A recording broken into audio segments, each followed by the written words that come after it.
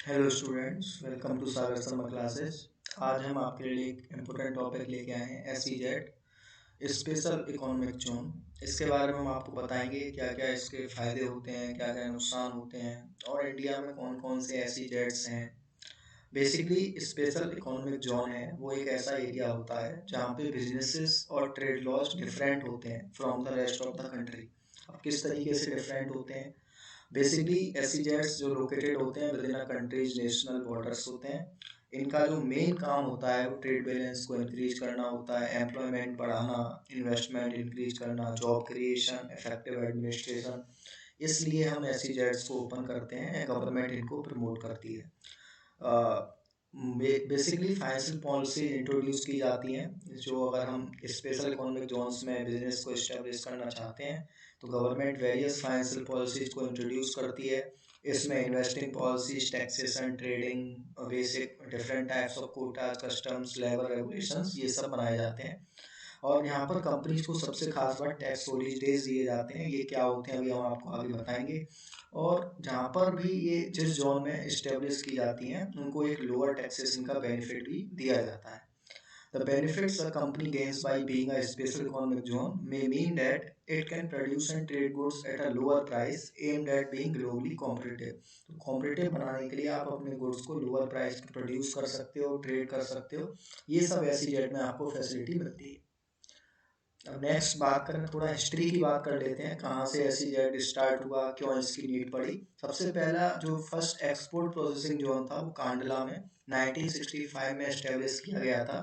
उसके बाद से जब 1990 का पीरियड आया तो ये देखा गया कि इंडिया की जो इंडस्ट्रियलाइजेशन ग्रोथ है वो काफ़ी स्लो है। लोगों के पास एफडीआई या एफआईआई की बात करें तो हमारे इंडिया में बहुत ही ज़्यादा कम है। तो हमें देखने को मिला कि इन्वेस्टर फ्रेंडली इन्वायरमेंट इंडिया में तो प्रिवेंट कर रहा है ग्रोथ इंडियन इंडस्ट्री की। तो इसके लिए 1999 में आपको पता ही है, 91 में एलपीजी पॉलिसी आई थी। उसके बाद फर्स्ट जो हमारी SEZ special economic zone policy थी वो अप्रैल 2000 में अनाउंस की गई। और इससे क्या हुआ, आपका जो वर्ल्ड क्लास इंफ्रास्ट्रक्चर फैसिलिटी है उसके साथ हमको इसका सहयोग मिला। और जो एसईजेड एक्ट है वो 2005 में आया था और एसईजेड रूल्स आपके इफेक्टिव हो गए 10 फरवरी 2006 से। तो ये थोड़ी सी इसकी ब्रीफ हिस्ट्री थी। नेक्स्ट अगर हम बात करें what is the need for SEZ, जैसा कि अभी हमने बताया कि फॉरेन इन्वेस्टमेंट को बढ़ाने के लिए, इंटरनेशनल कॉम्पिटिटिव बनाने के लिए अपनी इंडस्ट्रीज को हमको एसईजेड को इस्टेब्लिश करना पड़ा था। और बेसिकली अपने एक्सपोर्ट्स को प्रमोट करने के लिए world class facilities like water, electricity, road transport, ये सब एसईजेड के द्वारा लाई गई।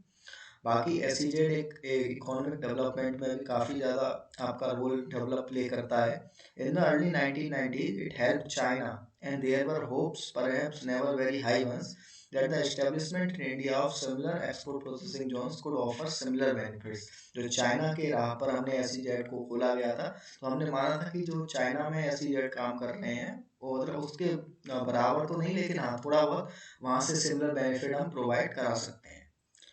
बाकी अगर हम ऑब्जेक्टिव की बात करें तो एसईजेड से हम इंफ्रास्ट्रक्चर फैसिलिटी को डेवलप कर सकते हैं, एडिशनल इकोनॉमिक एक्टिविटी को जनरेट कर सकते हैं, promotion of export of goods and services, promotion of investment from domestic and foreign sources, और सबसे खास एम्प्लॉयमेंट अपॉर्चुनिटीज क्रिएट कर सकते हैं अपने देश के लोगों के लिए। नाउ क्या क्या फ़ायदे होते हैं advantage of special economic zones के, जैसा कि मैंने बताया था कि इसमें आपको 15 ईयर कॉर्पोरेट टैक्स हॉलीडे मिलते हैं। इसका मतलब ये है कि आपने कोई एसईजेड इस्टेब्लिश किया तो फर्स्ट 5 ईयर्स में 100% आपको टैक्स हॉलीडे मिलेंगे, 50% for next 5 year and up to 50% for the balance of 5 year. No licence required for import made under SEZ, तो ये भी एक फ़ायदा है इसका। और आपको एग्जम्पशंस मिलती है कस्टम ड्यूटी पे, इंपोर्ट ऑफ कैपिटल गुड्स पे, रॉ मटेरियल्स पे, कंज्यूमेबल्स पे, और exemption from payment of central tax. तो ये सब एडवांटेजेस होते हैं। और एसईजेड्स को हम पब्लिक यूटिलिटी सर्विसेज के तौर पे भी कंसिडर करते हैं। तो यहाँ पर कोई भी स्ट्राइक नहीं हो सकती है without giving the employer 6 weeks prior notice, जो कि इंडस्ट्रियल डिस्प्यूट एक्ट 1947 में बताया गया है। Has host of public and private bank change to offer, तो जो एसईजेड को पब्लिक और प्राइवेट बैंक दोनों से फाइनेंशियल असिस्टेंस भी मिल जाती है। तो ये भी एक फ़ायदा है इसका। बाकी और क्या क्या फ़ायदे हैं वो भी हम बता देते हैं। In house custom clearance facility मिलती है।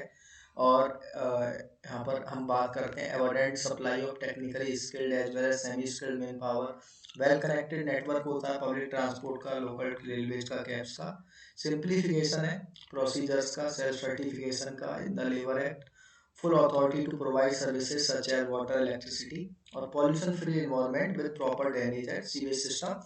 ये कुछ एडवांटेज आपको देखने को मिल सकते हैं। अब हम नेक्स्ट बात करते हैं कुछ डिसएडवांटेजेस भी हो सकते हैं कि ऐसी जेट्स के, हाँ बिल्कुल हो सकते हैं। सबसे पहले जो रेवेन्यू गवर्नमेंट है, रेवेन्यू का लॉस है गवर्नमेंट को, वो देखने को मिलता है, क्योंकि आपको बता ही दिया था कि गवर्नमेंट यहाँ से एग्जम्पशंस लगा दी गई हैं और इंडस्ट्री से गवर्नमेंट को काफ़ी बड़ा टैक्स मिलता था। लेकिन ऐसी जेट जो इंडस्ट्री है उनको गवर्नमेंट टैक्स हॉलीडेज प्रोवाइड कर रही है, तो इससे क्या हो रहा है, उनका रेवेन्यू लॉस्ट हो रहा है। तो इससे जो रीजन है कि जो कॉमन मैन पे ज़्यादा बर्डन डाला जा रहा है टैक्स का, जिससे वो अपनी गवर्नमेंट जो है रेवेन्यू को पूरा फुलफिल नहीं कर पा रही है। लैंड ग्रेविंग, तो आपको कहीं इंडस्ट्री इस्टेब्लिश करनी है तो फार्मर्स है उनकी लैंड को आप ग्रैब कर लेते हो, मिडिल क्लास और पुअर पीपल को इसका डायरेक्ट इफेक्ट देखता है। रीजनल डिसपैरिटी देखने को मिलती है, जहाँ पर जो प्लेसेज ऐसी जेड के पास हैं वो उनको गुड फैसिलिटी मिल रही है, गुड इंफ्रास्ट्रक्चर मिल रहा है, जो कि आपको एक तरीके से रीजनल डिस्पैरिटी देखने को मिल जाता है। There may be tensions prevail like new states movements, ये सब डिसएडवांटेजेस हो सकते हैं। बाकी और भी कुछ डिसएडवांटेजेस हैं कि लॉस ऑफ एग्रीकल्चर लैंड देखने को मिलता है। अभी बता ही दिया कि लैंड ग्रैबिंग गोइंग ऑन है, तो जो फर्टाइल एग्रीकल्चर लैंड्स हैं वो गवर्नमेंट के द्वारा टेक ओवर कर ली जाती हैं। कंपनसेटरी प्रॉब्लम्स भी देखने को मिलती हैं, जैसा कि एग्रीकल्चर लैंड लॉस होता है आपको पता ही है, तो जो प्राइवेट जो आपके मिडिल क्लास पुअर पीपल हैं उनका जो लिवलीहुड का साधन है, जो जिससे वो खेती बाड़ी करते थे, तो उसको भी आपको देखने को इसमें एक प्रॉब्लम मिलती है। डी इंडस्ट्रियलाइजेशन, जो वैसे SEZs attract many industrialists in other places in India and they show interest as there is tax exemption, तो जहाँ पर उन्हें टैक्स एग्जेम्पशन देखने को मिलती है वो लोग वहाँ माइग्रेट होना स्टार्ट हो जाते हैं और डी इंडस्ट्रियलाइजेशन की प्रोसेस शुरू हो जाती है। तो ये भी एक गुड ओमेन नहीं है, there should be development equally. Types की बात कर लें अगर, तो SEZ तीन तरीके को आपको देखने को मिल सकता है। First one is sector specific. Sector specific मतलब या तो आप वन और मोर गुड में एक पर्टिकुलर सेक्टर में, जैसे जेम्स एंड ज्वेलरी, एक या एक से ज़्यादा गुड प्रोड्यूस कर रहे हो और इसका, या हार्डवेयर या सॉफ्टवेयर, और जो लैंड आप यूज़ कर रहे हो 10 या 10 से ज़्यादा हेक्टेयर है, और मैन्युफैक्चरिंग के केस में 100 या 100 से ज़्यादा हेक्टेयर आपको देखने का मिलेगा। मल्टी प्रोडक्ट SEZ में जो लैंड यूज की जाती है वो 1000 और मोर हेक्टेयर्स है, और ये मल्टीपल गुड्स या rendering multiple services in one sector और अक्रॉस मल्टीपल सेक्टर। और SEZ इन पोर्ट और एयरपोर्ट देखने को भी मिलते हैं, और for free trade and warehousing ये लैंड यूज करते हैं 40 और 40 हेक्टेयर से ज़्यादा। इनमें 2 और more sectors including trading and warehousing आपको देखने को मिल सकते हैं।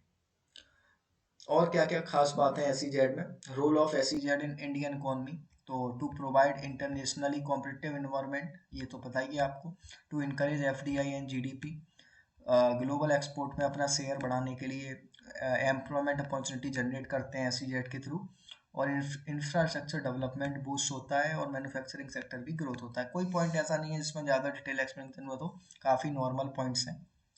और लास्ट में अगर हम बात करें SEZ इंडिया में कौन कौन से हैं, उनमें से कुछ हमने बताए हैं जो काफ़ी इंपॉर्टेंट हैं, जैसे एक सीप्स है आपका अंधेरी में, खोपटा है मल्टी प्रोडक्ट मुंबई में, नवी मुंबई में है, और Salt Lake Electronic City West Bengal, Manikanchan gems and jewellery का वेस्ट बंगाल में, MS एपिक लिमिटेड ये भी है आपका नायडूपेटा नेलोर में, श्री किटी प्राइवेट लिमिटेड चित्तौड़ में, Rajiv Gandhi technology park phase 1 Chandigarh, Surat special economic zone Sachin सूरत।